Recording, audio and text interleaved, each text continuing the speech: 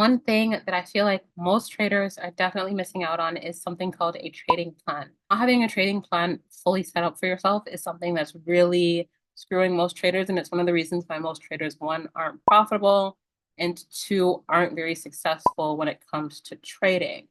And then journaling your trades, but we'll get into that in another day.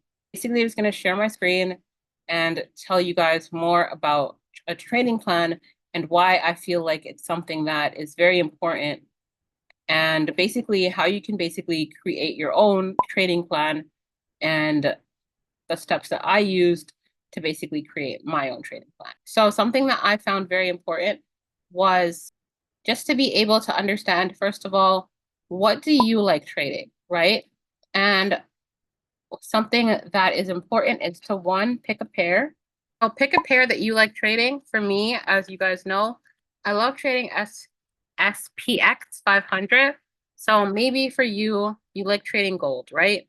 Or maybe for you, you like trading BTC USD. Maybe you like trading USD CAD, but you really have to pick a pair. And I love to say this, but every pair that you pick is going to have a separate personality that comes behind it, right? She's going to have a certain way that she moves, a certain way that she wicks you out or wicks you into a trade, right? Like every pair has its set of characteristics and a way that she moves within the market. So number one, even though it says two there, is going to be to pick a pair. Number two is going to be to pick a time that you want to trade. For instance, for me, I like going to the market around 9:30 a.m. and then I'm usually done trading by 12 p.m. the latest. And then, of course, obviously, there will be times where if you are trading during those times, you might not see a particular setup, a pair for you. And if that is the case, you don't see a setup, sometimes no trade is the best trade. So always keep that in mind as well. And those are basically the basics to start off with. Number three is going to be to pick a strategy. I know this sounds hard, this sounds cliche, but you're really going to want to have a strategy that you're going to use for your setup for that day. So for me, my strategy is called GTM strategy. That's the strategy that I use. I also use a strategy called break and retest. So if it retests simply said and put, if it breaks and retests my zone, I will enter that particular area for a trade. I'm going to keep it really simple. There are only two more things and that's it, right? Number four is going to be that you're going to want to know your entry and exit prior to entering the trade. I think a lot of people mess up when it comes to trading because they're entering the trade, but they don't know when they're going to get out. And now they're in the trade. And like, you can't just trade just to trade. You have to have a reason as for why you entered the trade, and you have to have a reason as for why you exit. As you guys will see, which I'm definitely going to do more of, is being able to be on my charts and show you guys, this is what the trade that I took. This is why it worked. This is why it didn't work. I think that's very important for you to understand as a trader, because your trades aren't really going to go to plan all the time.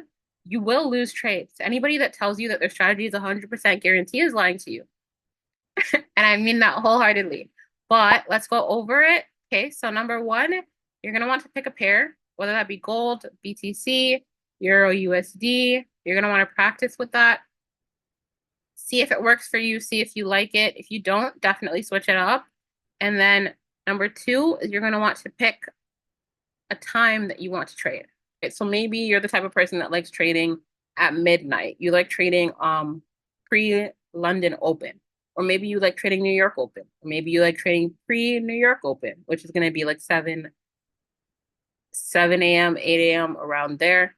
Or maybe you just like trading New York Open, right? When the stock market exchange opens with SPX and there's a lot of volatility at 9:30 a.m., maybe you like trading then. But that's going to be entirely up to you and up to your preference. And then for number five, you're just going to want to basically find out how you're going to manage your trades, right? So trade management. And I think this is key because you have to understand, as I said earlier, every trade's not going to go in the way that you want it to go. So, and when it comes to trade management, I really just think about asking myself 3 questions. When do I go BE? Meaning, when do I actually go break even on this trade? So even though I'm not losing money, I'm also not making money. So I was able to maintain my capital in my account, right? So capital preservation is something that is very, very, very important in trading and something that people don't talk about enough. The goal of you trading isn't necessarily to make more money, it's to preserve your capital.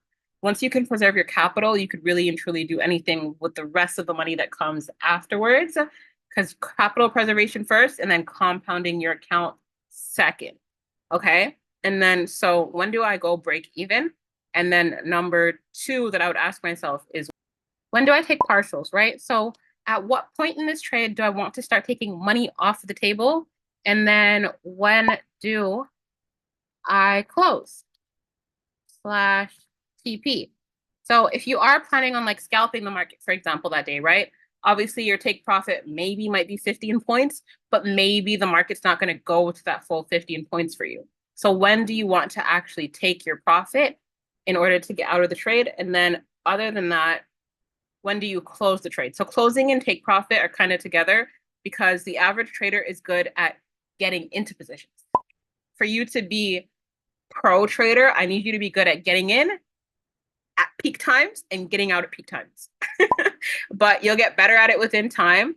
But those are pretty much the 5 tips that you're going to stick to. So basically, manage your trades, right? Pick a pair that you want to trade.